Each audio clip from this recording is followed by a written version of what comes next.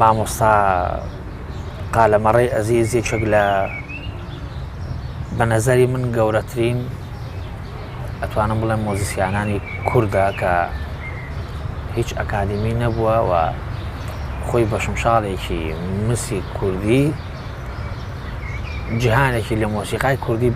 بە خەڵک ناساندووە لە ڕاستیە. ئەگەر دیقەت بەی ئامێری شمشاڵ جاران زۆر بەکەمی بەکار ئەهات و لە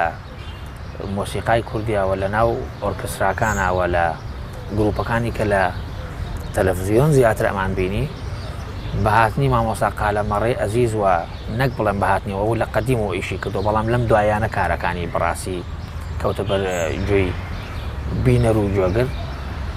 ئەتوانم بڵێم ئەو ڕێچکەیشکان توانی ئەو شمشاڵە کوردیە کە لە نەزەری زۆرێکمانە ئەمە ناتوانێت لە ناو مۆسیقایە دەوری خۆی ببینێت تەنها بۆ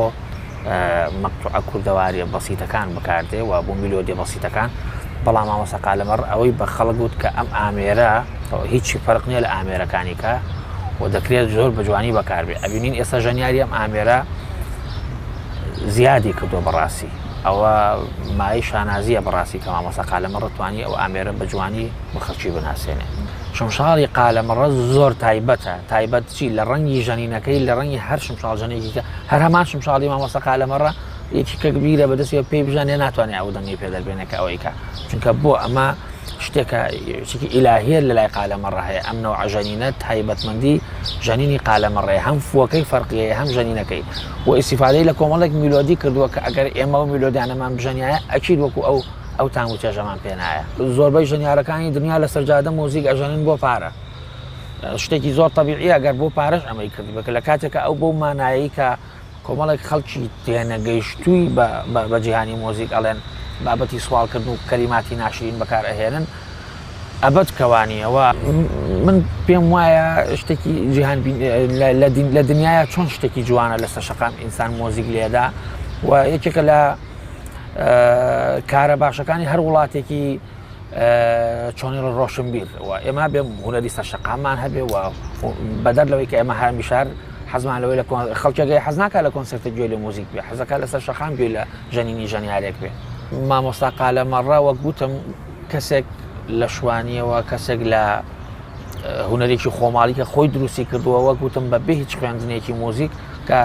زۆربەی مۆزیکزانانی دنیا پێی سەرسامن و گروپێکی وەکو گروپی کامکار بەو گەورەی خۆیان سەرسامن بە ژەنینەکەی مامۆستا قالەمەڕ. من وەکو کاروانی نەی کە بەڕاستی زۆر ئیستیفادەم لێ کردووە من ئامێری نای ئەژەنم نەی فارسی ژەنینی مامۆستا قالەمەڕ ئەسیراتێکی وای کردوتە سەر ژەنینەکەی من کێسم ئامێرا ژەنم حتمەن بە کوردی ئەیژەنم یعنی تااقەتم نییە ئەو سەبقەی پێشووی لێ بدەم بۆ دوجار ئێمە گەنجینەیەک وا بڵێم مامۆستا قالەمەڕێکمانەیە پێمانەڵێ ئەمە ئەسلی مۆسیقای کوردی تۆ پێویست ناکە بڕۆی مۆسیقای تر لێوەی بەڕاستی لەبەر ئەوە بەداخەوە قالەمەڕە نەتوانرا وەکو خۆی پارێزگاری لە ناو لە هونەرەکەی بکردی. ئەبینین ئێستا بەداخەوە دەنگی شمشاڵەکەی مامۆستا قالەمەڕە خراوەتە سەر کۆمەڵێک سیارەی گەڕۆک کە غاز ئەفرۆشن ینی ئەمە نازانم ئەمە بێماناییە لە مۆسیقای کوردی و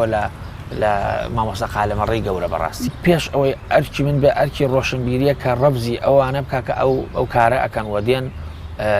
لە کۆمەڵێک شتی بێمانایە شمشاڵەکەی مامۆستا قالەمەڕە بەکار ئەهێنن بەڕاستی.